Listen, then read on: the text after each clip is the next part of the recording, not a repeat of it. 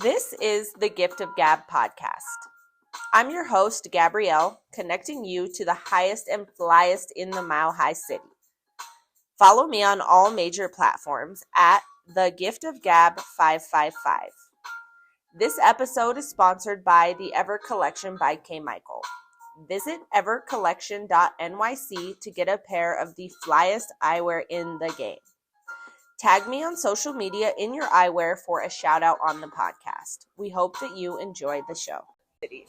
Today I have Charlie Hempseed with me. Hello. How are you? I'm doing great. How are you? Fabulous. It is almost 4:20. I'm headed to Red Rocks. We are here at Jad's. We just ripped the Gravity Bong. Yeah, and awesome. I think this year is fixing to be my favorite 420 ever. Fuck yeah. So it should be. Yeah, exactly. You deserve it. Exactly. I'm turning 33 this year. Those repeating numbers I was just talking about. Right on.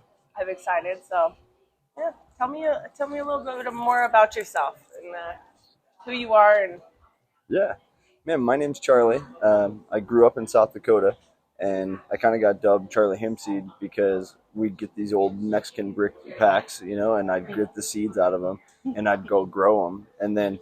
They'd get up to be like chest high, and I'd be so afraid that the cops were watching them, so I'd just run away, and I'd never go back to them. But I'd always go and start new ones. And then one day, one of my friends was like, "Dude, you're like the Johnny Appleseed of weed," and that's just kind of how I got my nickname. So yeah, man, I just turned 34 this year, April baby. I noticed a lot of Aries kids smoke weed. So have you noticed that too? Yeah, my dad's an Aries. His birthday's April 8th. So cool. Yeah. So my sister's is April 12th. So we're like fiery. We're charged. Like we got to have something to mellow us out, I think. Mm-hmm. Yeah, I like that. I have to have it too. I'm a Taurus, so I'm an Earth baby, and I mean it comes from the Earth. So. Right. Yeah. I used to say, "What are you guys talking about? Money does grow on trees. Like so many things." So many things that we have are because of plants. Yeah, well, they grow. The basis of everything is a plant. Exactly. I'm like one of those weird people that I'm into all plants, like trees. I'll be staring at tree burls in the distance. And definitely going around landscapes in this time of the year, noticing like the hyacinths are blooming, the tulips are blooming. They're just bud breaks on the trees. I was just filming some an ash tree out there by Barnes and Noble on the other side of town. And some lady was fucking staring at me out of her car, like, "What's this guy doing?" And I'm here holding the tree branch with my phone, making a video. And I love all plants. So. Yeah, me too. I love to be outside. That's why I love springtime. I love 420 so much because the world is coming back alive. It's starting to be nice outside. I mean, in Colorado sometimes, you're from somewhere even colder, so I can't not even imagine. Like, I haven't really been to South Dakota. Maybe I haven't never been. Yeah. I've been a lot of places, but only in drive-through because I've driven to Pittsburgh several times in my life because my stepmother is from there. And I've driven all the way to Florida before, and I've driven all the way to Utah or Vegas. So I've done those drives, and I've been up to Montana and Oregon and Washington. But never that way. Like, what would I be doing over there? Well, I mean, it sounds like you've kind of probably passed through. If you went through Pittsburgh, you maybe blazed through South Dakota. And I or could like have. Nebraska. We usually went Nebraska or Kansas way, and then up through that way. But I mean, my dad used to love to drive through Montana because Montana used to not have a speed limit. So he was like, "That's the best place." When I was little, that's all I remembered, and I was just asleep in the back under a blanket because he hates to be hot, so he would have us freezing in the back of the AC. So years of the drug war have got me paranoid. I'm an old man driver, so like I'll set my cruise control at the speed limit and just go. Yeah, me too. I drive pretty safe. Right the year they legalized here in Colorado, I drove to Pittsburgh, and I was trying to bring weed. I had my med card. I was 19. Yeah. I was like trying to bring my dad. He was like, "I'm missing out on all of it." He was living in Pittsburgh at the time. with my stepmother. And he was like, I'm missing out on all of the greatness. So I had this jar. And this jar had a bunch of different of the best nugs. You know what I'm saying? It was like one of those, you buy at the smoke shop glass with like Bob Marley on the front or whatever. You know what I'm saying? And I got pulled over like so many times on that drive. And then I stopped in Chicago and I was so mad because I stopped in Chicago and I still had a ways to go. So, and this little ounce I bought like smelled so loud, like it was ridiculous. And I picked it up in Chicago, and it came from me in Fort Collins via somebody I knew. You know what I'm saying? And that's how I got it. And I had to pay double. But it's just how the cookie crumbles. I'm not in my place, you know? Yeah. And I put it outside near the gas tank, but it didn't smell like gas at all. You know what I'm saying? Like, I was like so scared. And we didn't get pulled over for the rest of the drive there. But literally right when we got into Nebraska, like we were in Lincoln, they pulled us over. They're like, what are you doing? It smells like weed. I was like, I have a med card.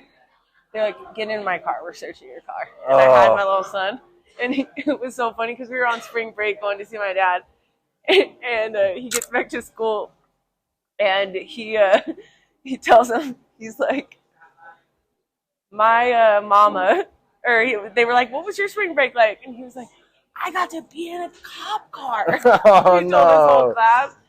Because they gave him a teddy bear and everything. You know how in Nebraska is about them Cornhuskers. Oh, sure, yeah. So it was a cool experience, but everywhere I went, they were like, we saw that documentary. And I went home and watched the documentary because I was like, what is this documentary that you speak of?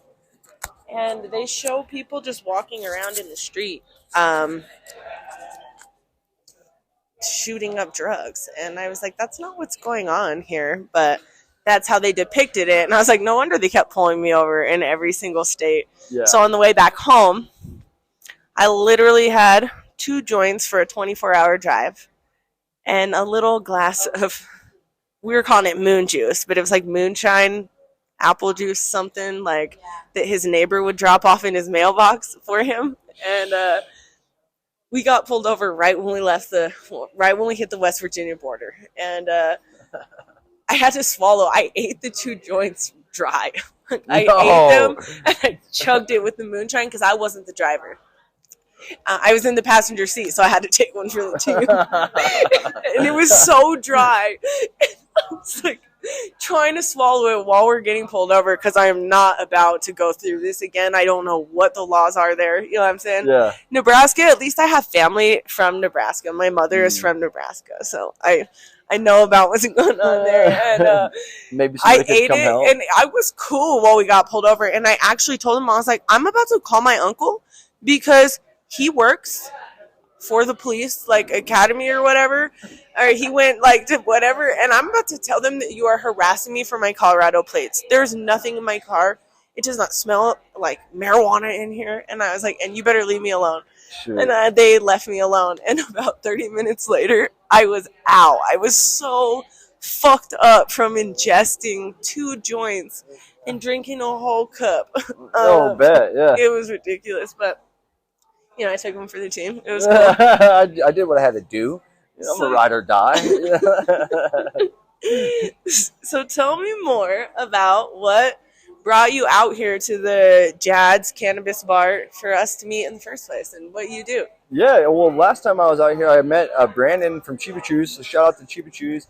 They were nice enough to get me through there. And while I was meeting them here, I met you. Mm-hmm. And dude, awesome experience here. If you guys have never been to Jad Smoke Lounge, this is the nation's first smoke lounge where you can come and legally consume cannabis. And man, it's freaking sweet, right? Or maybe is it the nation's first, or is it Colorado? I thought when I started working here, I think it's the first one like this where you can smoke like and sell it too legally. Yeah, okay. Like, I mean, there's people doing various things like selling forums like Delta and different things. But I mean, this is the first place like this. Yeah, yeah. And it's definitely the only one like this in Colorado. Cool. Yeah, and I went to the S3HQ 303 event afterwards, and I kind of came back to the same thing. They do like a VIP bag, and in that VIP bag, it was really cool. A lot of really awesome products came inside of it, and then it was like I didn't have to go shopping at a dispensary. I got like a grab bag full of different products, and it was sweet. So that's how the bingo that we're doing on 420 here.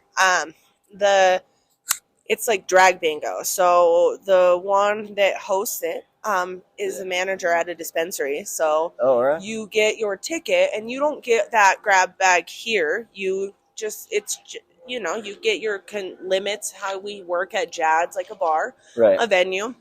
You play bingo, you get awesome prizes, and then you go pick up your bag at the dispensaries. And they say there's some pretty great bags. So yeah. It was fun. It was also like it's like this. It's a social event where you can go and smoke and be with like-minded people and network. And I really want to try to take that back to South Dakota because it's a medical program there, and there's a lot of like plus 60-year-olds that are smoking for the first time. Maybe they've never done a dab before. And I'm like, okay, this would be a cool opportunity for me to be like, how can I teach them not only how to use these products, what the products are about. Right now in South Dakota, a gram of dab is $90. Dang. So, and if you don't know, here a half gram being like $40-50 isn't. I mean, that's pretty fair to what's going on there, and we provide everything you need to smoke it. But what I like about the model that we have having this social cannabis is that you can try it one dab at a time to find out, do I even like a gravity bong hit? Right. Do I even like dabs, or do I like that type of dab? Oh, cool. You can try it out in a safe environment where people can help you come down. They can give you CBDs. They can give you different things to food to help you come down, and then make sure you safely get out of here. It's similar to how you would do it with alcohol, but it takes way less time, and it's way more like comfortable and easy to manage as from a business standpoint as well. Sure. Yeah. I think also too, what you had said earlier or something is like you hit somebody up with a gravity bong right away, they're not going to buy anything else, and it's true. Yeah. And the reason is because it tears you up. Like some people just have to leave after that. I always tell people to do it on their way out, like, or if they're going to the airport. I mean, if you're here all the time, you can do it. I know you.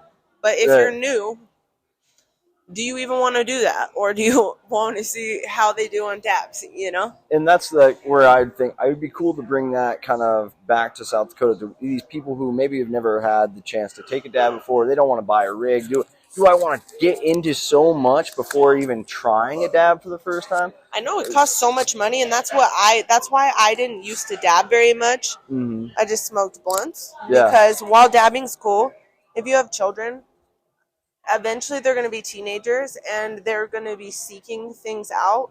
And dabs are pretty extreme. They're probably not going to be doing very well in school if they're taking dabs in high school. Yeah. I took my first knife hit at the very end of high school, and I literally left the room. Like, I left this guy. Like, I had never met him. He helped me out when I ran out of gas. And, like, he's like, do you smoke? And I was like, yeah. He was like, okay, I'm about to get off. Let's smoke. So I was young. I was like, cool, let's do this. He was not that much older than me, so it wasn't, like, weird.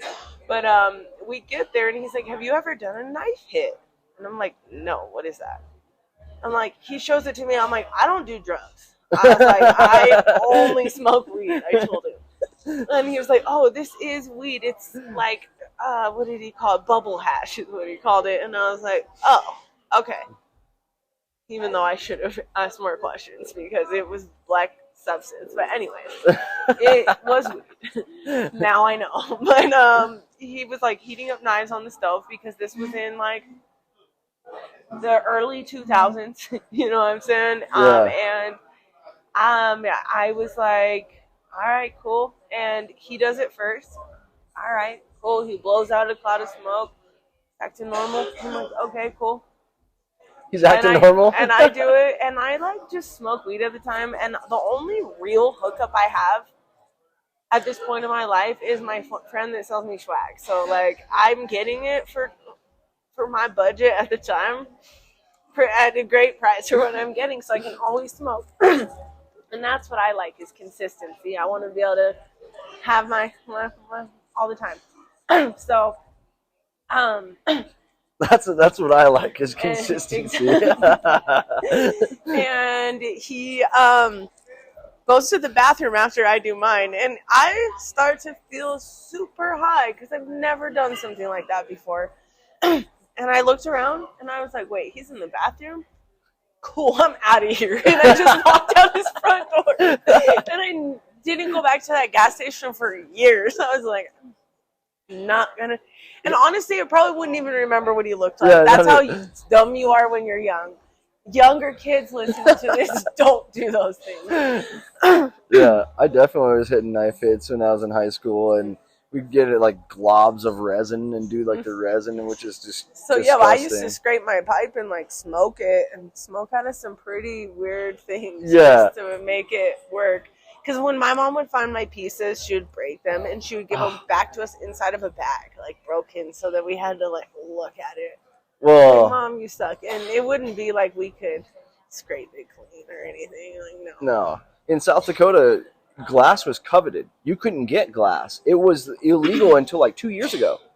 Wow. So people would make runs down here for glass, and then they'd come home and like, I got a bong, I got a piece, I got a spoon, you know, and like all of a sudden that glass sold out in like minutes. Mm-hmm. So it was like they were almost like glass dealers, you know, and there were people doing runs just for glass down there, which is, so then if you had a bowl, you know, you named it, it was like part of your family, it went with you everywhere. And so like, I had one that I got in a pretty like shady way. It was acquired by taking it from somebody else. It was so cool. It had Bob Marley in the bubble, and I was a young, dumb kid. And, like, it was part of a collective of things that a group of us took. Like, it wasn't like I just, like, knew this person and took their pipe or anything. But either way, it was a shady way I got it. But I was working at Chuck E. Cheese at the time. And my friends were at the house, like being all sneaky because we're all kids and we're not allowed to smoke weed, and they're like scraping the pipe. And actually, where I lived, the parents were on parole, so we really couldn't like have weed in their house, but we did. And I get back and I'm like, guys, load up, let's smoke. I'm off work. I'm like, what is going on with you guys? Where's Bob? Because it had Bob Marley on the little thing, and I'm obsessed. And they're like, oh, about that. Like, you know, you said we could hit it, like the resin in it. We could just hit it, you know? I was like, yeah, and they were like, well, we wanted to kind of try to scrape it because it seemed like there was a lot in there. And it broke. I was like, damn, you guys broke my while I was at work? Like, you guys didn't just text me right away? Dude, that's so funny. They were like, well. You didn't text me about my broken pipe right away, my baby? They were the same ones that I acquired this pipe with. And they were like, they threw it right back up and they were like, well, I mean, maybe. And I was like, oh, well, touche. I'm not good. And after that, I didn't leave it there. I would always just take it with me. You know what I'm saying? Yeah. But then I was in beauty school several years later, and I literally got called into the office like I was in high school. And they were like, we got a complaint that you smell like weed. I didn't have a driver's license at the time, so my sister had to drop me off at school in my car and then take it and do whatever, you know, all day, and come pick me back up, so I wasn't going to leave my weed or pipe in there. Yeah. So I did smell like weed, and I had a med card, so I'm not smoking. I'm in school. I'm in hair school, though, you know, like beauty school. And I'm like, yeah, actually, I do have the weed on me. I have a med card, and I don't have a license, and I don't know when I'm going to be back home tonight. Yeah, it's in my purse. Here you go. And I set it out right out there. They're like, we're going to have to suspend you, blah, blah, blah, for this amount of time. This is drugs. This is narcotics. You know, I was like, damn. You are a criminal. But this was in '09, like before, I mean, right as it was like medically, but they would let you open medical dispensaries and then close them down. And then they would let you open it and then change their mind in that county and they would close it down. So we've come a long way to like 2023. Yeah. So I got separated out of the Marine Corps on April 10th in 2010 for testing positive for weed. And during that time, I had a medical card in California, and that was kind of the same thing. Like, well, I got into growing it out there, and then it was like I was riding a train one day in San Diego, and this kid had a backpack on him, and I was starting to talk to him, and he was asking me if I needed any weed, and he had a whole backpack full of weed. I was like, dude, what are you doing with all this? And he's like, I'm just taking it around to dispensaries trying to sell it. Because that's what the game there was. You could sell to the dispensaries and they would just put it on the shelf. So and then that's what I kind of started doing. I went to Oaksterdam University for medical marijuana. And I mean, when you're talking about smelling like weed, I actually lived here in Colorado. I was here for 5 years, and I did hemp harvesting on the western side of the state. And we would go harvest hemp fields all day, and then like getting into gas stations or something afterwards was gnarly. People would be like, "What the fuck?" So I used to trim. Like that's why I tell people when I say this is my first job in the industry. Yeah. This is my first MED job. Like you know what I'm saying? This is the first place that I've worked where we're paying taxes on this, like, but I have definitely worked with the plant for a long time. That is the only part of this industry that I'm interested in is like learning and having resources to learn how to grow really well. You know what I'm saying? That's all I'm interested in because I would rather be able to sustain my own lifestyle. I don't care about selling it. I don't want to sell my weed that I'm growing like a baby at my house. Right. I want to smoke it. Exactly. I don't want to have a bunch that I'm going to be drawing attention and have huge electricity bills. Right. No.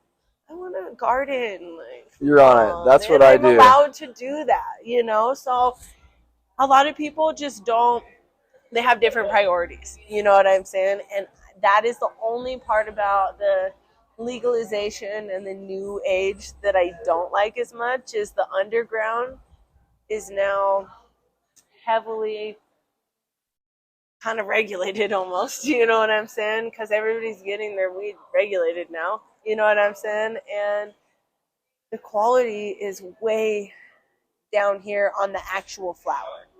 Now the other products, like what we just did out of that gravity bong, like those are up here, you know, but the actual quality of a lot of the flour is down here. Yeah, I would agree that if you get into growers, you start knowing growers here. You know, homegrown flour, people who grow their flour outside of a center or a facility, they're all, you know, way better. And it's really weird because, you know, now because of the black markets in other states like South Dakota or Nebraska, Wyoming, people have created branded black market product here that's almost better than the stuff that you can get in the stores. I know. And you see people with it. And that's why now the people that are like, I'm trying to be an influencer and I am just consuming. Why? And I am just trying to like get brands to want to maybe sponsor me or see what I'm doing. Like, why is this so hard? It's because we're not actually federally or worldwide, like internationally, allowed to be smoking. Like there are still places in the world where you can be like put to prison for life for it. Yes, for like die in prison for weed. Like still, and that's why I always caution people when they think like, I do inside of the United States. Yeah, you can take your little weed pen when you travel sometimes, you know what I'm saying? You can get away with it, but there is not, you do not want to travel to another country without knowing what it is because it's not, and the internet is an international thing and a federal thing. Like it's there, so you have to abide by those laws. And when you guys think you're influencing, showing these people's regulated products, the internet doesn't know the difference between that and these fake or mirrored products. Right. Yeah. And people as consumers don't know the difference between, they don't know anything about where it's coming from either. So they don't know what they're smoking either, you know. Well, and shout out to the government here if you're ever listening to this, because this is the problem that you've created. Like here in this state, where there's people who are so passionate about what they do, and they actually make product that's better than some of the people who are in the dispensaries. But yet, I've heard that recently a kid died in Rapid City from some black market dab, and so there's no regulation on the black market. So they can do whatever they want, and who knows what they're lacing it up with. So some people out here on the black market have a good intention, and some people don't. And this is very same to be true in like a regulated market. I think it comes down to education, and I think the government and a lot of people paint a picture like they have done their part to educate their children, or they've done their part to give back to the education systems to educate their kids. Yeah. But actually the education systems don't actually teach you about much. They tell you not to do any of it. And if you know anything about human behavior and how children developmentally are working, if you just tell them not to do anything, then they're going to listen to people on the streets that could be good people trying to guide them, or they could be people with bad intentions trying to make money or exploit them, you know? Yeah. So that's what you guys are doing by not really educating and teaching kids, or allowing us across the board to be able to grow these things, have these things tested, know where you're getting these things. But they don't even care about it with our food. So unfortunately, I don't think it's really going to get to that point, because with our food, it's the same thing. It's about money. And here in Colorado, you can get these licenses. You can do these things if you jump through all their hoops. But if you don't, you can't. And then that creates a black market right there. Yep. You know, and then people don't educate their kids. I think it really comes down to not the government, not the businesses. I think it comes down to the parents, really. But I think as a community, we could do a better job of raising awareness for how to do things in a safer and more legitimate way, so that across the board we can start getting places like this that we can celebrate 420 and have a good time without having to worry about those type of issues. Yeah. You know? Well, one thing that the legal industry needs to address for sure is like turnover in their industry. And it's not like I've worked for several different dispensaries, and a lot of them are in for the big buck and not trying to treat their employees in a longevity standpoint. This is not a career. You're not offering them 401ks or even insurance, or and part of that comes back up the chain to the fact that it's so expensive for them to maintain these businesses, and employees are at an all-time low morale and work ethic as a society right now. If you look across the board at restaurants, at customer service in general, people just don't care the way they used to, and they have more entitlement than ever before. Yeah. And then on top of it, I feel like cannabis has to pay so much extra tax and so much extra for every single thing because they're cannabis. And instead of everybody taking care of their family and their team, they just write everybody off as replaceable. And it trickles down the line. And as a culture, I think has some holes that need to be addressed and more. Well, there are some really good companies out there. There's some really good teams that really do uplift their people, and they are very tight-knit, those companies. And then there's other companies that are just recyclers. You know, they just keep going through new people every day, and at a certain point, there's no longevity to our community like that, because people get burnt out and they don't want. I just saw a post on Instagram that was saying, like, you know, when you get into the cannabis industry and then you have it on your resume, and if you want to try to get out of the cannabis industry, people just look at you like a black mark. You know, like you're like, oh, we don't want to get into this guy. You know, he's been working with weed. You know, it doesn't have anything to do. It's happening to me right now. That's what I was going to try to circle back around is I see you doing your thing on YouTube and doing these different things. And every time I ask people, well, how do you navigate being shadow banned? And they all tell me you can't really, because it's, you can only not really do it and just talk about it. Yeah. You can't try to be flashy to draw people's attention. And unfortunately, in a place where it's legal, it's hard to draw people's attention by following the laws and regulations, because there's so many people getting away with so many things because they aren't taking it serious and they're trying to monetize. And a lot of times people tell me it means you're doing something right. And I think my advice over these last couple of weeks from asking, I feel like would be to not lead with cannabis. Like if you're always leading with cannabis, if you're always leading with plant medicine or trying to change and just lead with only cannabis, you're going to run into that being a target for you, you know? But if you also, like I've been using my puppy, like, well, I have a puppy. I can just use that. The algorithm loves puppies. You know what I'm saying? And put that in there. It just makes them see you.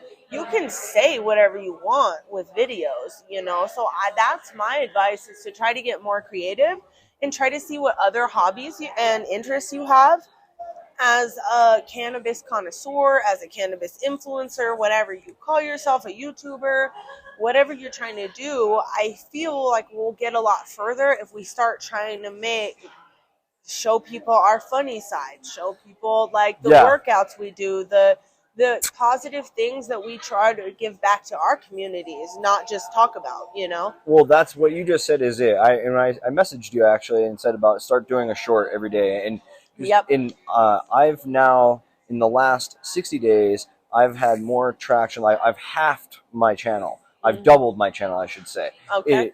In this time last year, I only had 400 subscribers. Okay. Now I'm almost at 1,000. And oh my gosh.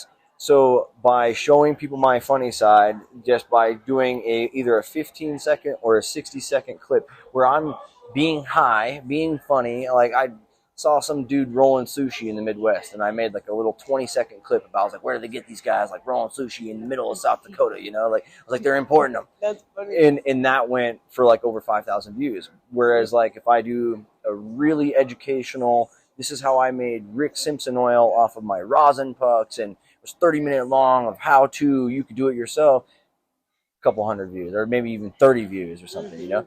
So it's like, yeah, by showing my funny side and even just less effort because I'm making a short versus like going through and editing the whole video, people like my attitude and me just being stoned more than. So can I be honest with you? I tried the short thing to be consistent, and what knocked me off and what I actually have to work on is not getting knocked off when the internet doesn't like it. And like I said, following my own advice, because I can't, that's what I'm noticing, because I thought that the cannabis was getting me a lot of attention, but it's not what's getting me a lot of attention. It's just, I live in Colorado and I work at the cannabis bar. That's, to me, I think it's getting the attention, but it's not. Like, it's not. It's who I am. It's the things I'm talking about. It's that's bringing it. So it's your attitude. Have to figure out how to do that and stop focusing. Everybody already knows we're smoking. You know what I mean? Right, yeah. Know. And just exactly what you said, like about even like growing, like people don't want to watch somebody. There's a bunch of growing out there on YouTube, you know, like, but what are you doing different? How are you doing it differently? And, you know, you're absolutely right. But with the shorts, I've come through, like, go on analytics, and you can do it for Instagram too.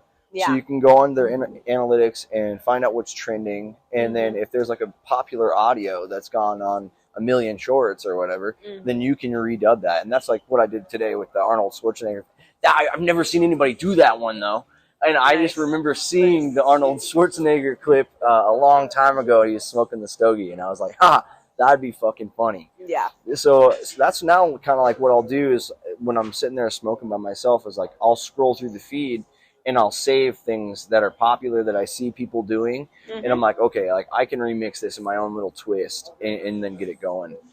And that's been getting a lot more traction than me trying to be educational. Yeah.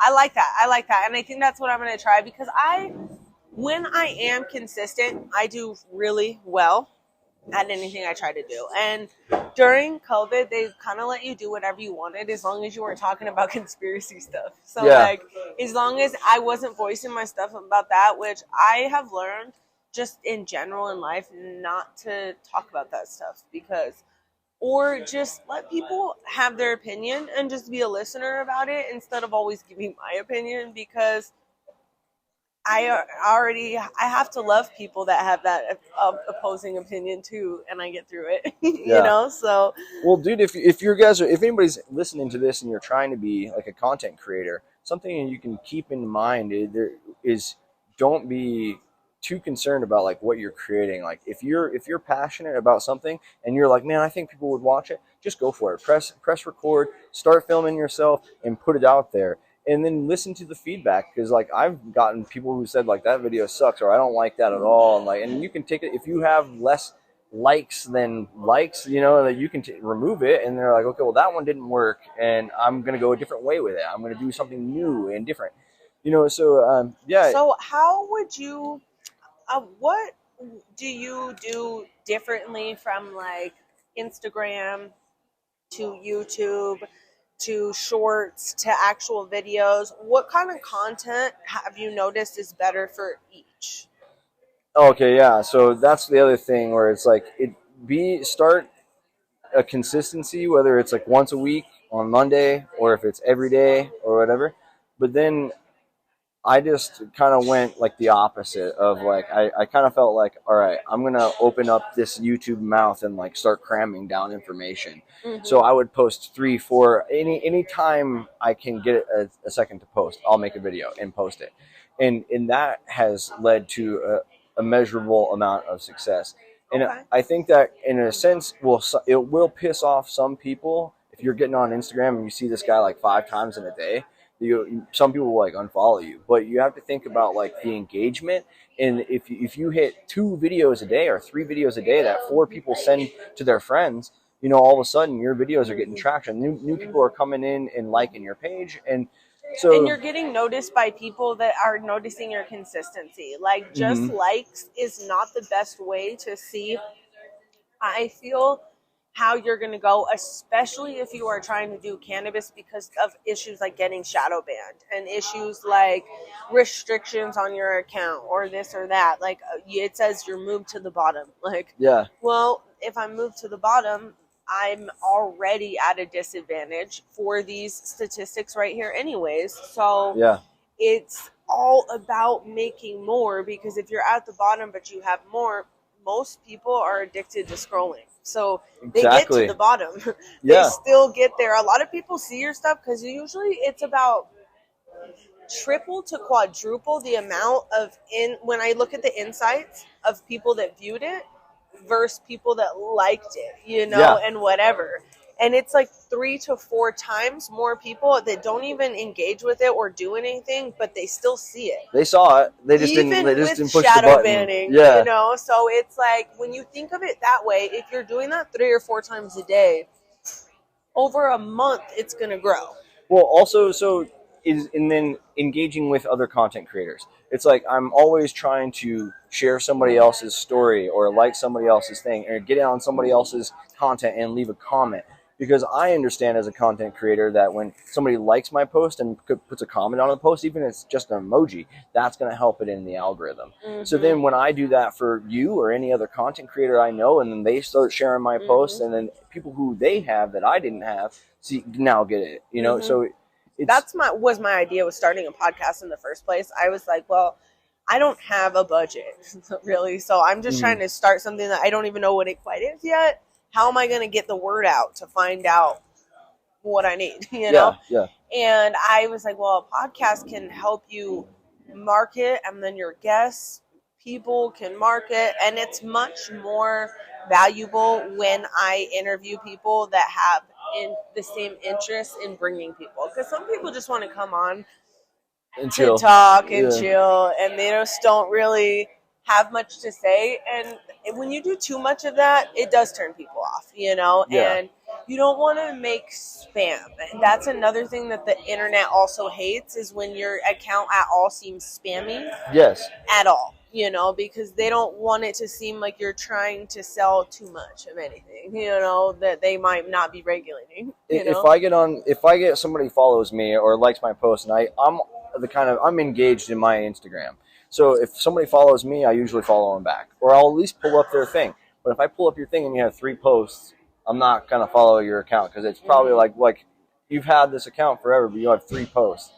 So I'm pretty intentional with the people I follow. A lot of people will be like, "Am I the 88th person you followed?" And I'm like, "No, I'm actually pretty intentional, because I realize that there's a lot of junk accounts out there, and a lot that get hacked anyways. So when I notice something that isn't aligned with what I'm doing, I unfollow that, and I'm like, cool, I have an opportunity to follow someone new. Or if I have someone new to follow, I'm like, are they actually somebody that is going to just be telling me I'm cute or saying wow but never doing any, like, you know, I don't want that, because that makes you look spammy, and I'm not right. Yeah. I don't have time for that, because that's the next question I want to hit on, is how do you find time balance to make all of these videos and do all of this content all the time? Like, do you have a plan, or do you just wing it when you're in the mood, or how do you do it?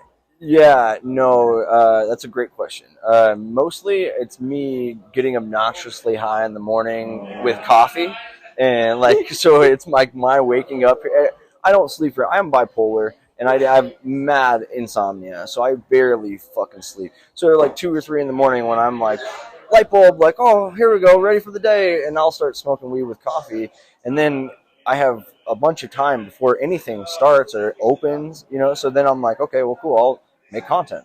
And then, but now I am taking it more seriously, and like I left my job at the dispensary that I'm at, and I'm gonna try to start teaching classes at the local grow store, and then focus more on making content for actually having time for your business that you're doing, instead of, that's what I run into, is finding the balance between everything, because I'm also a mom, so I'm a little bit spread unevenly sometimes, but it's really finding the balance. If you really want to make it explode, you have to put in the time every day. You have to, and you say the morning's the best time. So how, for me, when you are trying to find, do you have guests, or do you just do it all by yourself?